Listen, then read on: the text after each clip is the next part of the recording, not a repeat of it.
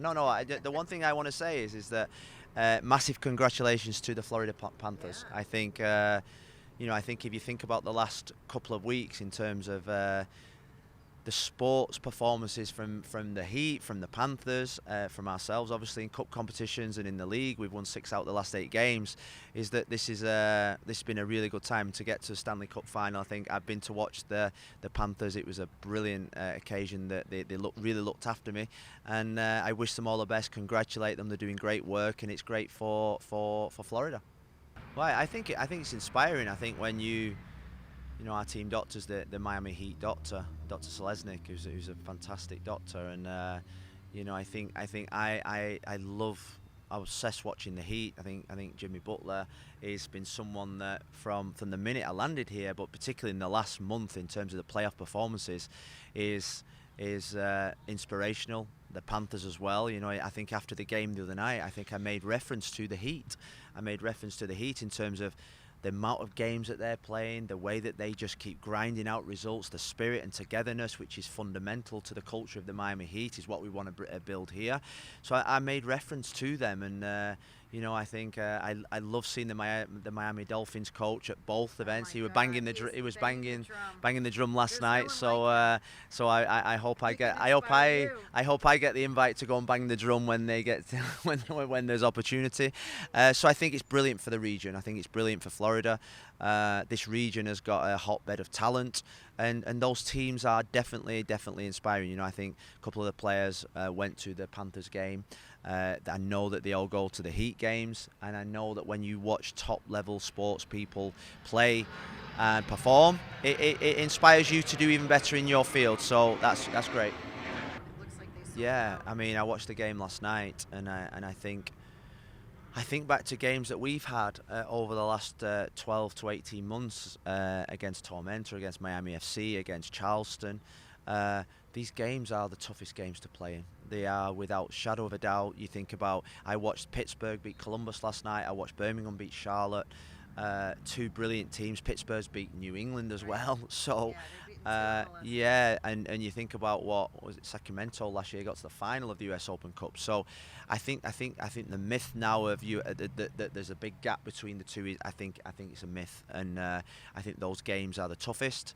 They're the ones that you have to get up for. They're the ones that you can't take any risks in. I think if you take your foot or think it's going to be easy, you get embarrassed like the 2 teams did last night. And I think we've been really diligent in our preparation for this tournament. We know that the games are difficult. Charleston at the top of the USL. They came here. They give us a good game. Everyone said it was an easy game. It wasn't. Miami FC have given us 2 incredibly tough games. Took us all the way to penalties.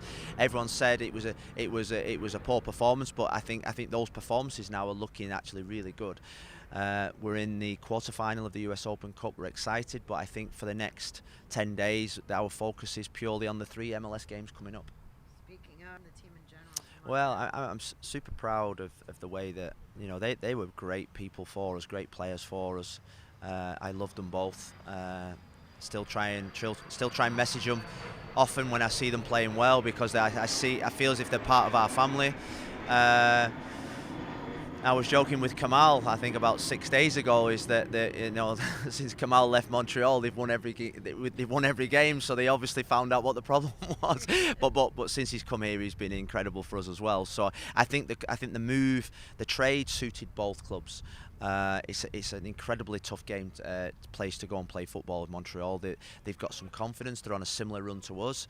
And after a difficult period, they've come out of it, and it's a tough game on Saturday, but it's one that we are going there to attack and to keep up our good run. I just think that they have a clear identity. They play 5 at the back. They've got some really good midfield players. They've not changed much over the last 2 or 3 years. Maybe they've changed the manager, but their style remains the same. And I think MLS games on the road are always difficult, and I think when you throw in the fact that you're playing against 2 former players who have got added motivation, and they will, then it's going to be a difficult game. But I think we're a team We're a team now, and I think it's really important, we're a team now that's won 6 out of the last 8 games, that I want us to start playing with that confidence and swagger of a team that's won 6 out of the last 8 games. If you think about over a course of a season, if you win 6 out of 8 games, every 8 games, you're going to be in the top 4, you're going to be challenging for honours. So I want us to start playing with a little bit more confidence, a little bit more belief, and a bit more of a swagger to go on to take our performances to the next level. We're winning games, but I still think there's more to come. No, obviously we could only have 18 in the roster on Tuesday, so LaCava and Noah Allen come back into the squad. We are waiting on Rodolfo and Robbie Robinson. No, Rodolfo and Robbie are probably at similar stages now, so I'd say that we're hoping there's a return to play plan in process, and we've got, I think, 6 games. I think we've got 6 games coming up now in the next 2 weeks. I'd say that at least one of them should be back for one of those 6 games, if not 2 of those 6 games. And I think Rodolfo is slightly ahead of Robbie. The sooner we get those 2 back, the better and more options we'll have.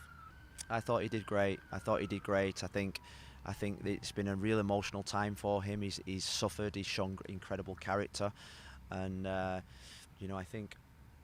I think playing him in midfield helps. It takes a little bit of the pressure off him. He can be a little bit more free. I think he gives us good options in there. He was gassed after 45 minutes, which is understandable when you've not played for 2 years, and we're going to have to manage him over the next 4 or 5 weeks really carefully. He's going to have to come in the team, out the team, play 20 minutes, play 45 minutes. But I think what we're seeing someone that's just going to add to the incredibly exciting young players that we've got, and they're all chomping at the bit. They're all wanting to play. They're all pushing for starting positions.